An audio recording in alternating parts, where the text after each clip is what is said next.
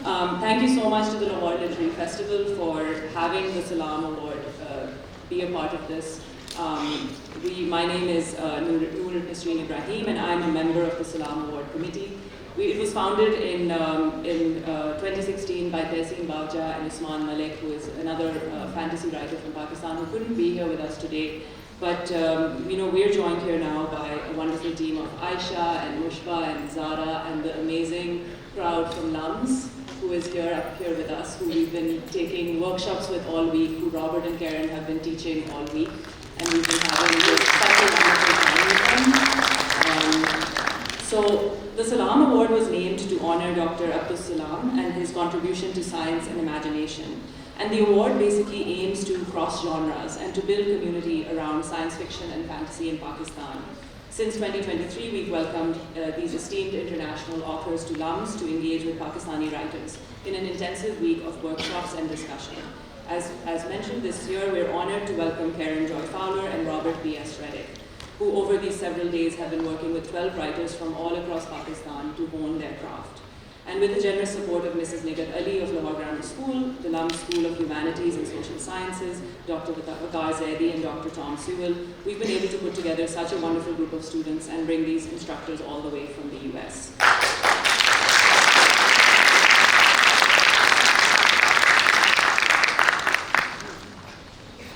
An unnamed woman, who might be an extraterrestrial, journeys with a Chinese laborer in 19th century America. A ship on a political mission in a fantastical world mysteriously disappears. Mrs. Gulliver grows weary of her husband's endless travels.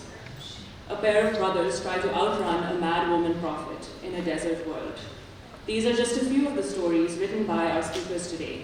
Stories that stretch the limits of our imaginations to worlds far beyond our own and perspectives we previously never considered. So while I hate placing such stories in boxes, to many readers, they form what is called speculative fiction, an umbrella genre that encompasses fantasy, science fiction, and any style of writing that departs considerably from realism. So I'd like to invite Karen and then Robert to read 5 minutes of their own writing and share it with us. Thank you so much. Who wants to go first? Karen? Okay. I'm going to read the beginning of a fairy tale that I wrote just a couple of years ago.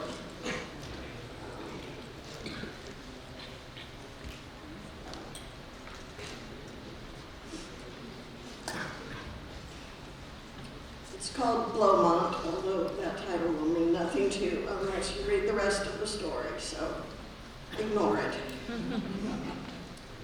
My father was a fisherman. He was not an educated man, but he was a philosophical one, fishing being an occupation that encourages deep thoughts.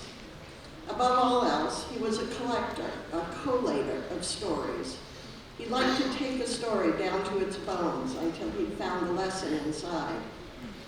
He was himself a terrible storyteller, always forgetting some crucial bit and having to go back and slam it in. But he was a good listener. I used to come home from Widow Popper's and repeat to him whatever new story she told me so that he could think about it while he ate his supper.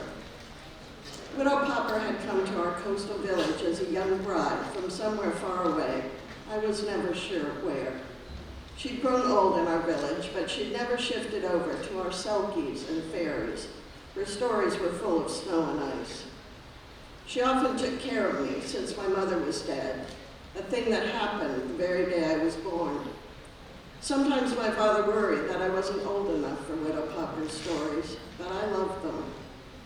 They made me feel larger, as if I'd been somewhere without the trouble of travel. I remember a story about a boy who had to build a bridge of feathers, another about a girl who had to spin straw into gold. There was a story about a woman denounced as a witch by the village priest. She was drowned, and no one in the village tried to stop it, although they all knew her well, had eaten at her table, drunk her wine. After the death that proved her innocence, her daughter traveled for many weeks until she found, in another village, the thing that she was looking for. She returned home with it, and that very Sunday in church with everyone watching, she walked to the pulpit and kissed the priest right on the mouth. "You missed the witch," she whispered to him. What she brought back was the plague. Her vengeance on the village was terrible and swift, although she herself didn't live to see it, Widow Popper said. Also this story. A man was journeying home when he was caught in a blinding snowstorm. He lost the path, he lost his way. Soon the snow was so thick he could hardly move through it, and he sat down with his back against a tree. His thoughts quieted almost to the point of silence, so that when a woman appeared, he thought he was dying. He thought she was an angel. She was dressed all in white furs, rabbits and minks. She helped him to his feet and guided him a short distance to her home. Then she removed his clothes entirely and put him into her bed. She removed her own clothes and lay beside him. She was very beautiful, and he knew he should protest. He had a wife who was waiting for his return, but he was too frozen to think clearly and too much in need of her warmth. So he didn't stop her when she covered his mouth with her own. She inhaled deeply, once, twice, 3 times, and when she was done, she had sucked every feeling he had from him. He was no longer worried about his wife. He was no longer frightened of death, nor did he long for it. He took note of what was missing, but he didn't mind. In the morning, the sun was shining, the path was clear, and he continued on his way simply because there was no reason not to. His wife had spent her night increasingly sure that he had died. When he opened the door to their cottage, she wept with joy. But only a few hours passed before she realized something was wrong. The man who had returned only looked like her husband. 3 more days passed, days in which she missed his laugh, his caresses, his joys and sorrows. She even missed his temper, which was quick and fiery, but never cruel. At first he spoke little and answered none of her questions. Finally he told her about the snow and the beautiful woman and the kiss. He expressed no guilt over sharing the woman's bed, no gratitude for how his life had been spared, and no anger over what the cost had been. None of it mattered to him at all. But his wife felt many of those things, and more besides. She felt that she had never been so lonely. The next morning she set off to find the woman and demand that she return what she had taken. Her husband had offered little guidance concerning the way. It was an isolated hut, he said, very run down, in a valley with trees all about it. She walked and walked until night fell. At the top of a barren hill, she saw a neat little cottage where she hoped she'd be allowed to spend the night. She knocked, and a beautiful woman let her inside. The woman led her to a bed covered in white furs, rabbit and mink, and told her she should sleep there. When she lay down, the woman undressed her and lay beside her. Her eyes turned to black holes in her face. The wife was frightened then, but still angry, still grieving. "You're the one who took my husband's heart," she said. "Give it back to me." The woman's eyes returned to their earlier blue. She stood beautiful and naked and crossed the room to a shelf from which she removed a stoppered tumbler filled with murky water. "Here is your husband," she said. "If he drinks this, he'll be as he was. He won't want to drink it. You'll have to make him." She let the wife look into the glass. The water in it was less murky than the wife had thought. Colors rolled through it. "I have sipped at it," the woman confessed. "Small sips to make it last. He'll be missing some small bits. Nothing you'd notice." The wife reached for the tumbler, but the woman held it away. "There's a price," she said. "You can't have thought otherwise. You must let me sip from you. I'll take less than I want. You won't notice." There was no reason to trust this woman, every reason not to. But the wife thought of her husband and all the things he was to her. She held still while the beautiful woman kissed her. The beautiful woman inhaled only once. "Oh," she said, "oh, what is so delicious? Is that love? I've never tasted anything like it." "Of course you have," the wife said. "You tasted my husband's." "Your husband tasted nothing like this," the woman told her. The wife looked into the great absence of those eyes, and her heart beat so hard it broke. "Take it all then," she said. "I've no need for any of it." She left the tumbler behind and returned to her husband because there was no reason not to. Her absence hadn't worried him. Her reappearance caused him no relief. They had a long marriage that many envied because they were so completely compatible. Never a crossword between them.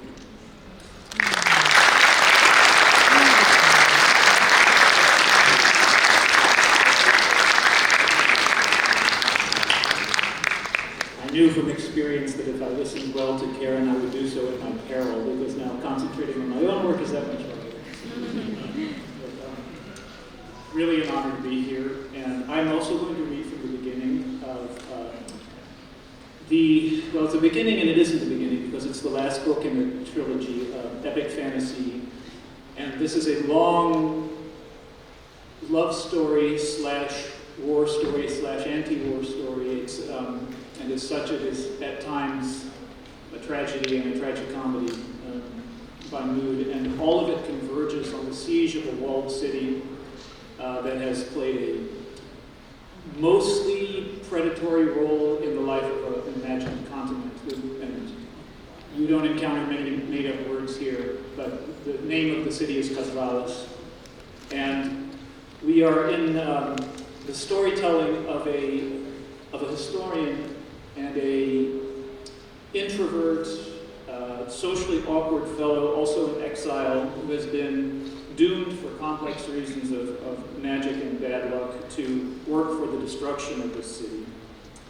And, sorry, I don't think you need to know anything else. This is his introduction to the last book, which is called Siege. And so these are the very first pages of what's going to be about stands at 850 pages now, manuscript pages, so a long book. Begins like this. Listen, reader, I have come to propose an armistice. You who hold this book are a mystery to me. I who scribble my nights away beneath this fitful taper are a mystery to you. We meet in mutual ignorance above a void, borne up by language only, walking a spider web of words. Yet language, for all we pray and promise it our souls, is mortal. Words will fail us, the web will break. What shall we attempt before it does? In my youth, the midnight ferry thumped and thundered across a black heaving bay, delivering me from distinguished college to wretched boarding house. And from my frost-spackled window I watched the lamps on boats I could not see, until the ferry crossing in the opposite direction loomed suddenly from the darkness, and the horns blasted like the groans of Titan lizards, and for an instant a spray-slicked window glowed with a face turned to mine, eyes locked through glass and 30 yards of autumn blizzard. And perhaps there was time for a smile or a lifted eyebrow, and the boats plunged on. Such are we. Yet the gulf between us is greater still, for I am denied even that storm glance, that splinter of certainty. You live, you eat and breathe and sleep and dream of happiness, and sometimes your dreams are bound in books.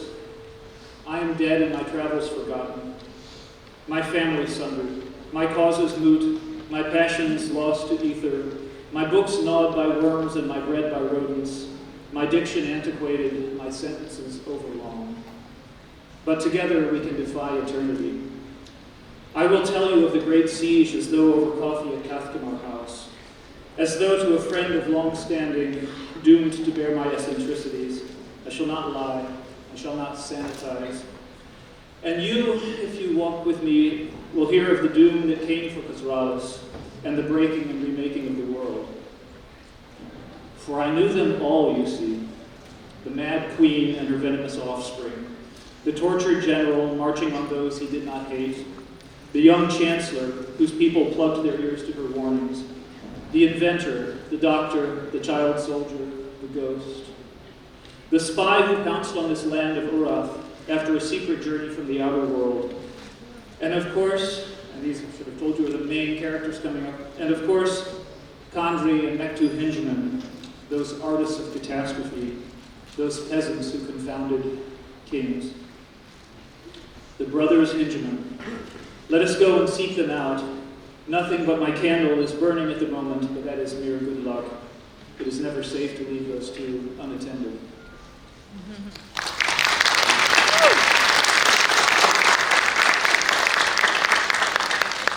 Thank you both so much. Both those stories were so different, and yet I felt that each of them, I felt like I was reading a story from another era, from another century, from another time, and I was just very transported. So thank you for the beautiful, beautiful passages. I want to start with something very simple. In Pakistan, and this is something your story reminded me of, we'd always have stories of, at least in our lives growing up, everyone has a story of an encounter with a jinn or a witch or some form of supernatural entity. So my first question to you is, do you believe in the supernatural, and have you had any supernatural encounters in your life? Well, you know my answer because we discussed this at dinner, but I do not believe in the supernatural, and yet I have had a supernatural encounter, so this is a very difficult place to find myself. I did once see a ghost. She was not a ghost of particular interest. She was doing nothing out of the ordinary, and I only know she was a ghost because as I was on a sidewalk walking behind her, and I was watching her, and before my eyes she just disappeared. And so I came home shaken. My husband thought the whole event was hilarious. He kept opening a door and stepping behind it and saying to me, "Have I completely disappeared now?" And I thought, well, all my life I have never believed in ghosts, so what will I do now? And it turned out I would do nothing. I would continue not to believe in ghosts. I actually struggled with versions of this question just in my private musings until I met my wife-to-be, who was raised Hindu. She's from Bombay, and when we eventually were comfortable with each other enough to speak of religion, she said to me, "You know, I both believe and don't believe." And I thought, well, that's a clever, modern way to put things. And she said, "I'm not being clever. It's the best answer I can give you. There's one side of me that needs to light the oil lamp in front of the shrine, and there's another part of me that's, went to Xavier's College to study biology and doesn't have any room for that. And they coexist in me, and they are both real." And I think that honestly made me understand myself in a new way. I'm not religious, and I'm not given to believe in the supernatural. But the one exception is I have a affection-driven supernatural relationship with books and storytelling, I think, and I know that there's a part of me that will always believe that other real people are reaching to me through books, both in the writing I try to attempt, the stories I try to capture myself, and in the reading that is most dear to my heart. So in that sense, there's a supernatural door that's open inside me that's always there. Can I say something in response to that, which is that I think of literature as a great conversation, and that I feel this conversation is clearer in science fiction and fantasy than in more literary genres. That there's a sense there are some sort of seminal texts that we all will have read, and that we are all critiquing or expanding on, and we see it in each other's work, and we respond to each other's work. And it's very much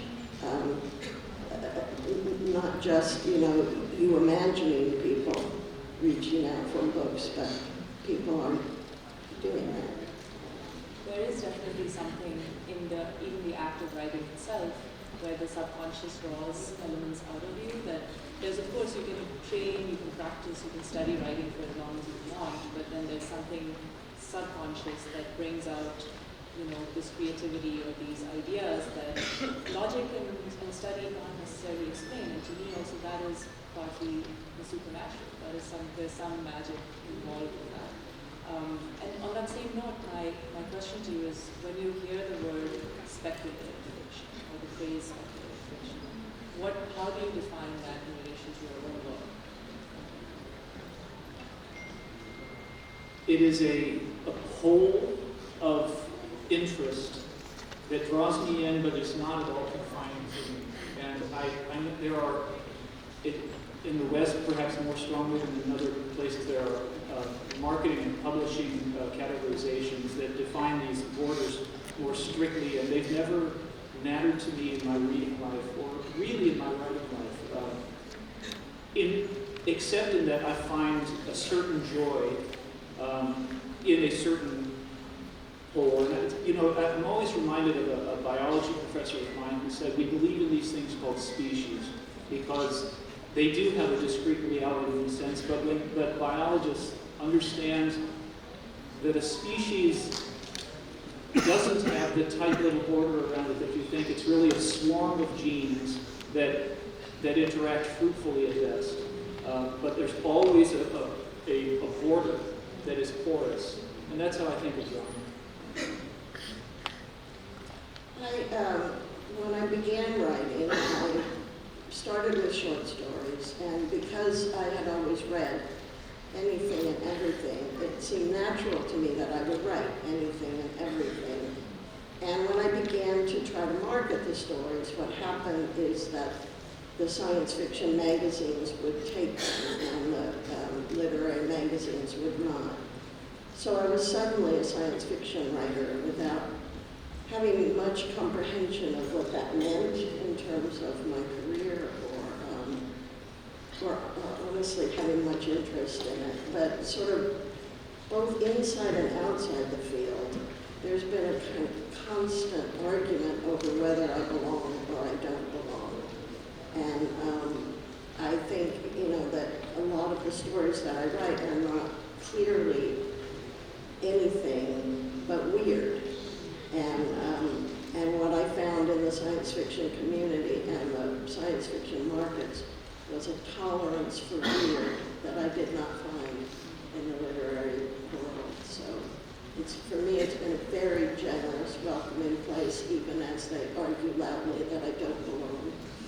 Maybe I could just add a footnote there, and your perspective on this may be very different, I don't know, but I was indoctrinated into reading and writing in the world that calls itself literary. I don't reject that label altogether. I think it's, like most, it's a label with problems. But and I'm speaking of MFA programs and sort of academic capture of writing technique in the United States. So when I moved to genre, which is where my publishing break occurred, I was overwhelmed with the openness and the mutual sense of support that I found there. There was no less reason for competition, but much less practice of competition I found in the genre world, in science fiction and fantasy at least. And I think that the sort of patrol of borders that literary fiction has done towards genre fiction, partially because, the very commercial and sometimes less serious things also get published by genre presses. It created a sense of being under attack or being sort of isolated and kept in the corral for a long time among fantasy and science fiction readers, which in turn creates a sense of solidarity that I think is very healthy. So I've just found so much of a desire to help one another along in science fiction and fantasy. Has that been your experience? I don't have anything to really compare it to, but as I said, I have found a very generous, very welcoming community, and in some way that's hard to define, they just get me in a way that even my family does not. I've been happily married for 52 years, but at least on a weekly basis, I say something, and my husband says, "Is that meant to be funny?" And I think I cannot stay in this marriage a moment.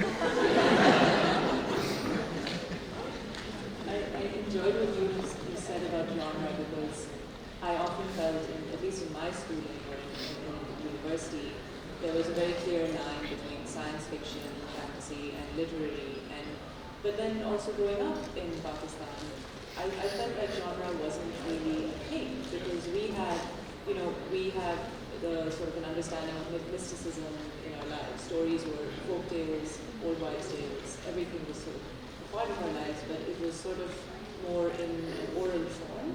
And the stories that were very literary that we studied were very high fantasy, like The List of Ashrupa, Jazidani Hamza, which was a staple in a lot of households. But I also find that in genre over here in particular, there's this interesting division between the highbrow and lowbrow. You have wildly popular magazines that are in the romance genre for women. You have wildly popular magazines that are spies and mysteries, and that are not limited to, but continue to be sort of catered towards men. And those are sold everywhere, and they're extremely popular. So do you find, like, when you started out as writers, when you said you wanted to write everything, and you said you got your break in the genre space, and I'm talking about even before you started to publish, or before you considered like even putting your work out there, how did you choose this, like how did you sort of pick that first idea, that first grain of a story, and said, oh, this is the kind of thing I would keep doing, keep writing, keep developing, when you weren't limited by these boxes or these borders that we're talking about?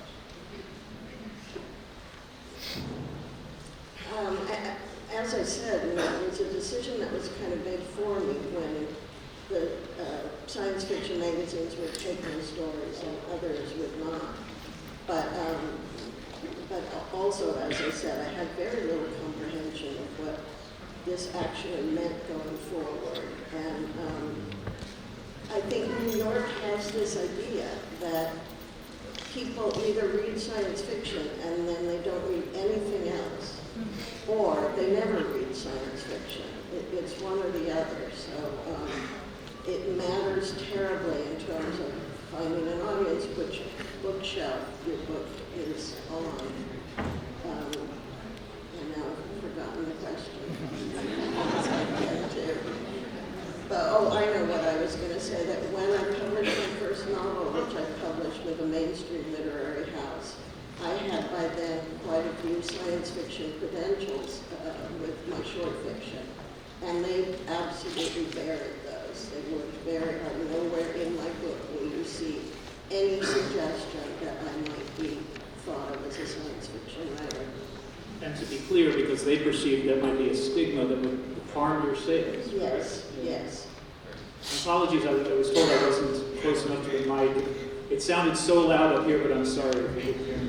So the question essentially was, how did I come across the seed of what I first wanted to write?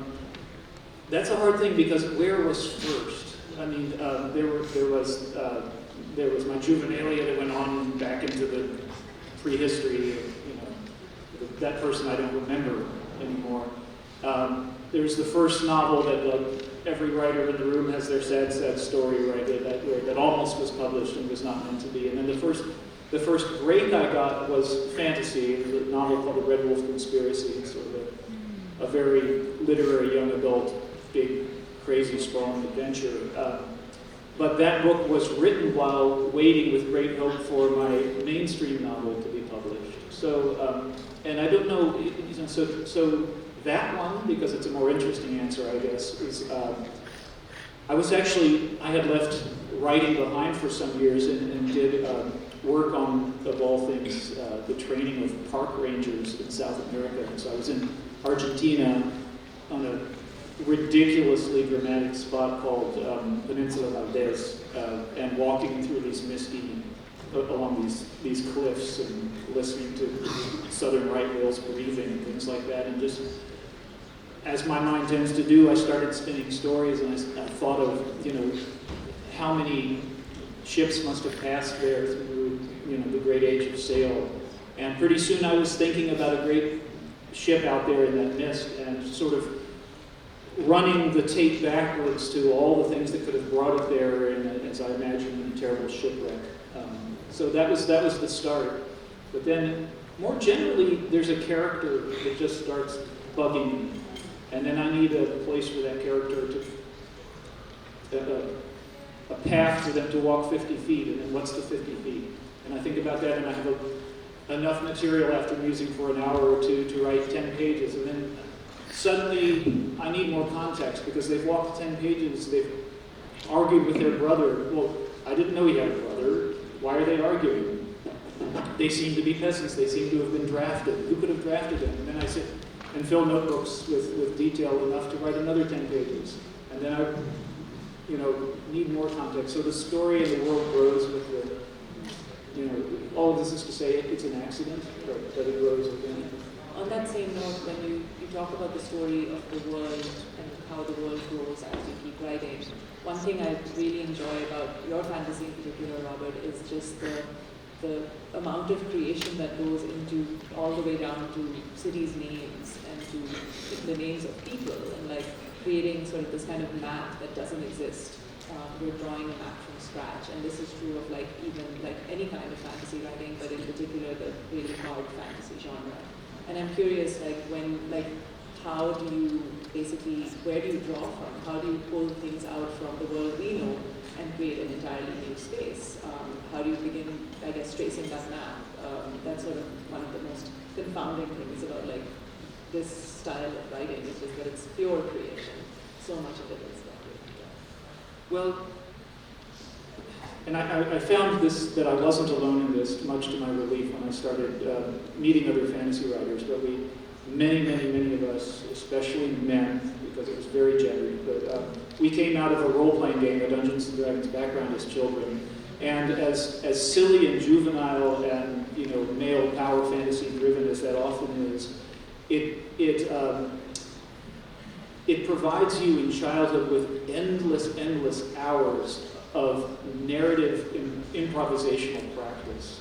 And you live inside these silly things, and if you're raised in a household that also buries you in books, it's not strange that these begin to combine into plots. And then you run out of time to play Dungeons and Dragons, maybe at 15, as I did. And so you need a new home for that sort of impulse. But all of that, I think, predisposed me to have a bias towards detail.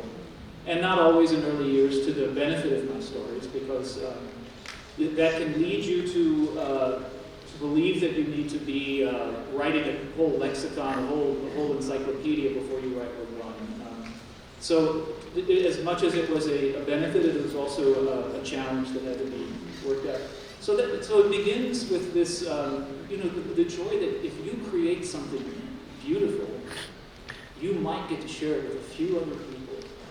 For me, I had just a tiny handful of people that I'd long since left in other parts of the United States, didn't see them often, but there was this part of me, this lonely person inside that was thinking, these stories are going to delight a few people like that. So that was the impulse, and then it was just a matter of find the time and do it every day. And Karen, one of your early novels, in Sarah Canary, the story goes that you have a mysterious white woman walk into a Chinese labor camp in the 1870s, and she can't speak, no one knows where she's from, but you've said in past interviews, even though the story itself doesn't technically follow that style, but you've said in past interviews that you thought that she was an extraterrestrial. And it seems like a novel that was so literary, in your head, it occupied a more sort of sci-fi, fantasy space. So I guess my question is when you sort of got started into, say, the literary genre, or when the decisions were being made for you, how did you sort of keep all those elements and other genres alive inside your writing process? Is it just sort of a natural part of how you write, or is it just did it just emerge, like I said, in the subconscious? That's it's always there for you. What do you mean by it? The stories that you were writing, basically. How did you hold on to all the styles and genres and things that you draw influence from as you were writing a book like Sarah Canary? The sort of impulse for each story, each book. There's no routine way. Every book has its own story, but Sarah Canary was a fairly interesting one, and again, when I started writing, I knew nothing about publishing. And I live in California. It's the wrong side of the country if you want to publish. And as I said, I had published a few short stories in science fiction markets. And one day, an editor who had bought a few of my stories phoned me, and she said she was moving from the magazine to a publishing house. And did I have a novel? She said, I know a lot of writers have a novel in a drawer, and I would love to see it if you do. And I didn't. I felt I was only just beginning to learn how to write short stories. So I told her, no, I don't have one. And she said, well, would you like to write one for me? And I said, no. I'm working on short stories now. And again, I just was so ignorant. It did not occur to me. I thought, oh, this is how publishing works. Editors call you up and ask you to write a book. But she was so startled by my answer that she was determined that I would, in fact, write her novel. And she said, what if I published a collection of your short stories? And I gave you a 2-book contract. And I thought, well, I would like a collection of my short stories. So eventually I said yes. I feel we both lived up to the letter of the contract, but not the spirit. My collection of short stories was in print for about 3 minutes. And the novel I wrote her, although she was a science fiction editor at a science fiction house, it somehow never crossed my mind that I had to write a science fiction novel. She had never said so. And the way I conceived of Sarah Canary, there is this mysterious character at the center. And the point of the book is that everybody who meets her, because she provides no information, has their own story about her, who she is, what she's doing, and it all has to do with who they are. And it has nothing to do with who she is. And I wanted the book to work in the same way. I wanted the book to, if you picked it up thinking this is a science fiction book, you would think, oh, obviously an extraterrestrial. But if you picked it up thinking it was a literary novel, you would not, you would think, what a sad, lonely woman. And so, the book was rejected 23 times before it was published. I think sometimes about, you were talking about the early book that doesn't get published. I think I just refused to let that happen. I just thought, I'll just submit again, and surely someone will come to their senses eventually. And it was very clear that if I had specified that she was an extraterrestrial, the science fiction house would have taken it. But since I refused to do that because it undercut the entire point of the book, they would not take it, and eventually it went to a literary press. This is taking us to a more broader space, but fantasy and by the most simplistic definition is obviously considered a departure from realism. But we know that, from brilliant writers like Ursula Le Guin, that the concerns of this world are inseparable from the concerns we bring into fantasy realms. Whether it's talking about, your concerns, which you both have written about, which include issues like war, refugees, animal abuse, gender, and gender politics, in all these sort of strange and fantastical settings. There's something that connects our world to them, and there's something that us as readers want to see inside the fantasies of ourselves. So when you're writing your stories, how closely do you sort of think about the real world and the real world politics, or do you actively try to separate yourself from that in the process of building a story? I think it's incontrovertibly true that no matter where you set your story, no matter when you set your story, you are always writing about the moment in which you actually live. And I am very aware of that. And I'm often when I write out of a sort that something in the real world is not behaving the way if I were writing the real world, this would not be happening. And so I'm responding to that sense of people not letting me write the narrative for the real world. I just wanted to check, can you remind me until when this panel goes? Yeah, we've got 2 more minutes before we move to questions. Oh, okay, then just the same. Yeah, well, my answer to your question is similar to Karen's, I guess, in that well, maybe not, but I do think everything I live, of course, finds its way into my fiction, but it feels like a process of slow transmutation or composting. And I find out well after the fact, when I look back at myself, what I've been feeling, thinking, and hoping, despairing about the world has found its way in. But it does find its way in, and similarly, I've been very, very blessed with a lot of travel and, being dropped into places that I have to struggle to try to learn about and so on. And that finds its way to, I lived in Indonesia, and people say, well, is this Indonesia? It isn't in my stories, but it all goes into the same sort of compost bin and brings out soil, I hope, eventually to be used. But it's all there, but I cannot write if I feel like the immediate situation of the world is intruding on my fiction. I think I have to protect the fictional dream from too much immediate intrusion, or I wake from it and can't write with it. Thank you both so much. I have so many more questions, but we also want the audience to have a chance to ask questions. Are there any questions from the audience? Can we bring the lights So we on? have, yeah, we're not able to see the audience. So. Microphone is not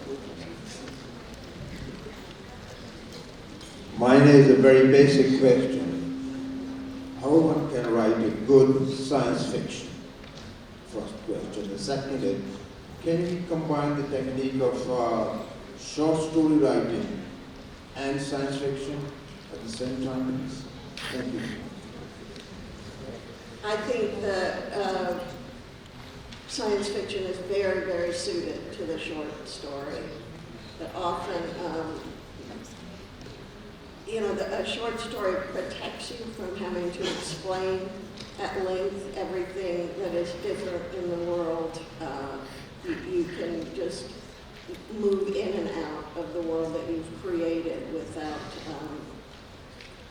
bogging yourself and the reader down with a lot of world building and backstory. So I think those two go together beautifully, and I think that some of our greatest writers today, I'm thinking particularly of Ted Chiang and Kelly Link, write only short stories and are both fantasy and science fiction writers. And what they can accomplish in a fairly short period is extraordinary. The earlier question about writing good science fiction, I think it is very, very hard. It is very easy to write bad science fiction. Anyone can do it, and a lot of people have. But good science fiction is very difficult because you have to do all the things that literary fiction does, and then you have these additional things that you also have to do. And you have to do them well, and you have to do them plausibly. And I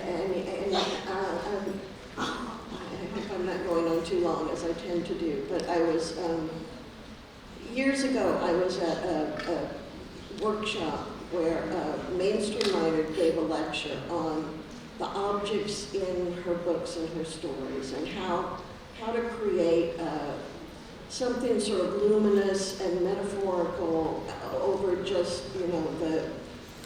the things. And she was talking particularly about spoons. She read a section in which she tried to imbue a spoon with a kind of poetry and luminescence. And then John Kessel, the science fiction writer, followed her. And he said, you know, you have to understand that in a science fiction novel, if you say there's a spoon, all sorts of things flow from that then you have to be conscious of. What is the spoon made of? How is the manufacturing going to take place? Does everybody in this world use spoons, or are there other cultures with different utensils? What do people eat? He said, you know, it's just, it's very laborious. I just wanted to add that for really good short stories in the science fiction genre, you can find there's a lot of young Pakistani writers who are doing that, and you can find their work on the Salam Award website. They're creating new and never before told stories, and you can read it on our website. And there's a group of them behind over there who've been working on their short stories and novels all week, and they're brilliantly talented people, and so it's possible. We are so privileged to have been teaching them and learning from them. And my answer to your question, just very briefly, you know, people will say to you, write what you know. I think that's actually very misleading. I would say write what you sincerely and durably love, and you will discover exactly what work you need to do to make that a success. Whether we can ever do it is another difficult question, but I think that's more of a guide, and I don't think that varies whether it's realistic fiction, science fiction, fantasy, some other genre. The precise challenges change. If you write epic fantasy in an imagined world, you are spared a certain amount of research about this world, and you have at the same moment so much more invention and detail that has to be consistent and airtight and convincing about your imagined world. So it all ends up with the same preposterously voluminous amount of work. We have a lot of questions from up there, from the students.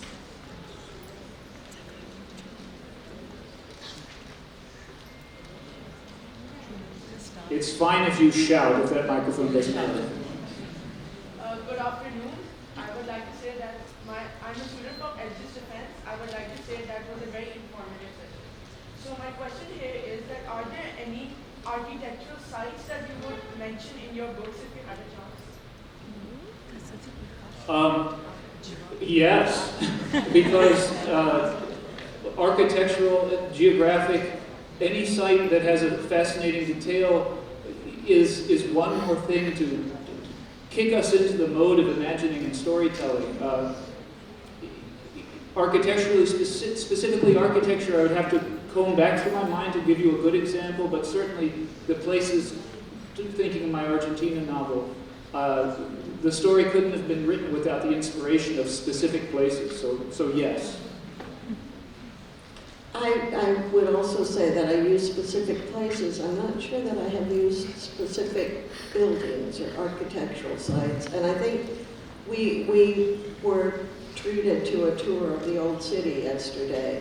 And one of the things that I am often struck by when I am in other countries, because I live in California, is how old your history is as opposed to mine. I mean, not that California doesn't have a similar stretch of years, but most of the early years of the place that I live are not remembered. And so, you know, it's just awe-inspiring to walk through buildings that are so ancient. And there's nothing like that in my day-to-day life.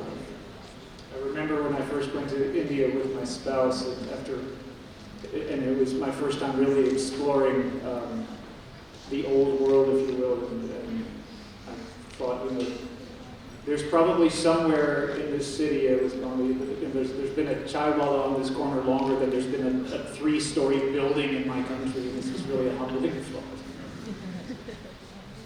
Any more questions? Good afternoon. I'm a student from LGS Defense, and my question is that science fiction and fantasy, they both serve as tools for navigating philosophical, ethical, or even political questions. So in your work, how do you maintain a balance between world building and the deeper thematic inquiries like morality or even nature of creativity or life?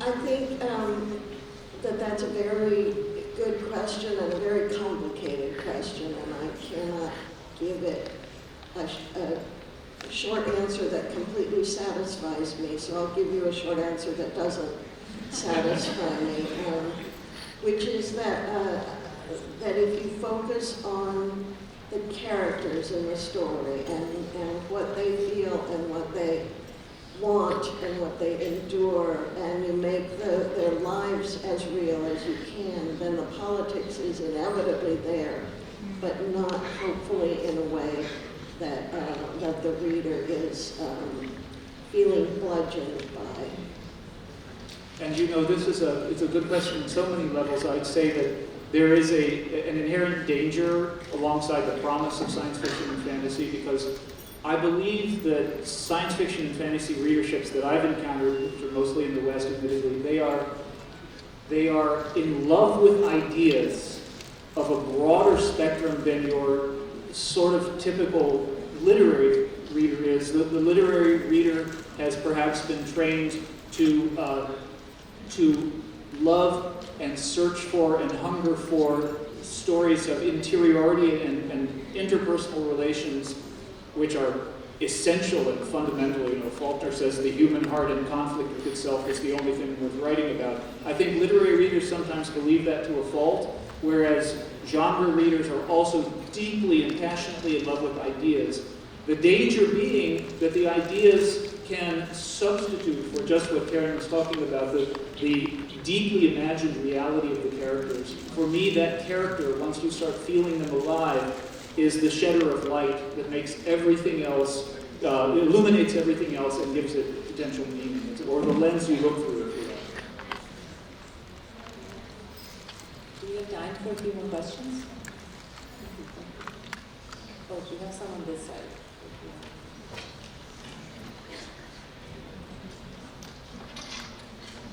Have you chosen somebody to? Oh. Yeah, okay. Hi, can you hear me? Yeah. Perfect. Quite loud, if you please. Yes. Yeah, okay, so my question is, whenever we're writing science fiction, there's always a role of magic as well, right? So how do you sort of make a system of magic within your story that doesn't seem to like have loopholes or like... So how do you design a system of magic that doesn't seem to have any sort of like loopholes or any sort of like contradictions or something like that? So yeah. Yeah. Magic systems. It's a bugbear that's been floating around our workshop in this past week to a bit. And I have strong opinions on this just because I think that magic system embeds a contradiction. The point that magic takes on too many rules, one begins to stop feeling it as magic. I think magic, in a sense, needs to be unexplained and beyond our comprehension to feel like magic on the page. That said, you don't, like anything else, if you make obvious contradictions built in, it's going to frustrate. I think that what we have the trouble that we are actually mortal. And I hate that about us. and fantasy in particular, and I you know, there's many definitions of where the dividing line is. For me, the presence of magic per se is an arguably good reason why it's fantasy and not science fiction, but then there's hybrids that have both. Star Wars has both. But magic, sorry, I'm losing my train of thought a little bit. Roll back the tape a little bit. What was I just saying? Magic sets of contradictions. Yeah, I think that's essentially it. That you wanted to hold on to a sense of mystery, and when you tie it down to a system, I think you're potentially robbing your reader of something. So, yeah. See my previous answer about how writing good science fiction is really, really hard. There's a very famous quote, which it now embarrasses me not to remember who it is, but that if you move any technology far enough into the future, it becomes magic, or it feels like magic. And I think I read an essay once by fabulous science fiction writer Joanna Russ, where she talked about how for years science fiction seemed to be an entirely male-dominated field. because the women writers felt if you didn't really have a very solid scientific background, you couldn't write it. You would make mistakes. And then Star Trek came on the television, and you realized that all you really had to do was say dilithium crystals, and the problem is solved.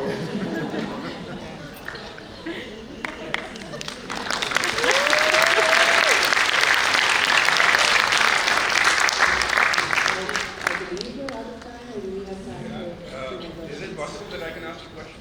Sure, go ahead. So I hope Lahore is treating you well, and I hope I hope Lahore is treating you well, and that both of you are gathering lots of science fiction ideas.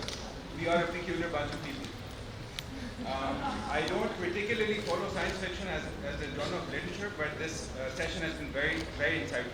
Sarah Kennedy has such a wonderful plot. My question is on a lighter note.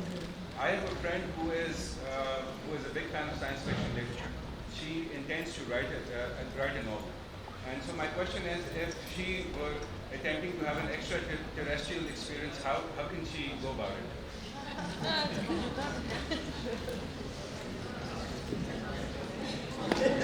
Well, that's a new one. I mean, go alone in a dark room, take off your glasses and look inside, I guess. I don't know. I know what I was going to say. Sorry, this is both an answer to you and an answer to the thing that I forgot to say. Very briefly, we have this trouble that we are mortals. And fantasy promises a reach towards the sublime, a big reveal, a promise of something that's beyond mortal experience, and we can't deliver it because we're mortals, right? And I've talked to friends who say, my readership is eventually going to be crushed because I've been building up to this huge, foreboding, astonishing, miraculous reveal, and once it's revealed, it won't be astonishing and miraculous anymore. Magic systems. So how do you find the extraterrestrial? Imagine the extraterrestrial. Reach out inside. And isn't that what the three-body problem does in a sense? Like the moment of reaching out is so nebulous and so numinous, and it comes through microparticles that we can only detect with the most arcane of instruments that are almost like magic themselves. So look that way, I guess. I don't know. I would say that you have no way of knowing that this hall is not filled with extraterrestrials. To the right of you, to the left of you. Be open whenever you meet somebody to the possibility that they are an extraterrestrial.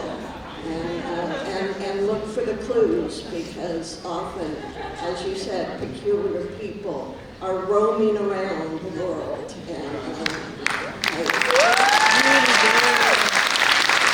although I cannot identify the extraterrestrials in the audience, I do see the time travelers. You are fooling no one. I know we're like almost out of time, but I thank you for yet another incredibly gracious welcome to Lahore. First time in Lahore, first time in Pakistan for both of us, and I feel just utterly overwhelmed by the welcome and by the fascinating conversations and just engagement that has been overpoweringly generous from all directions. So thank you. A special note of gratitude to the Salam Award, which has brought us here. I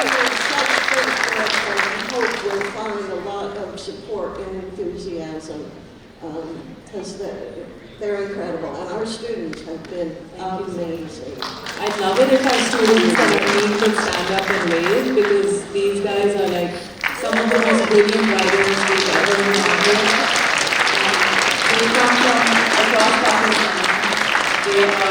They're an amazingly brilliant group. We had a similar group in 2023. This is our 2025 cohort, and we hope to keep having writers like them. And even some of you, if you're ever interested in writing, come talk to us. We are the Salam Award. And thank you again so much, Karen and Robert, for being here. It's been such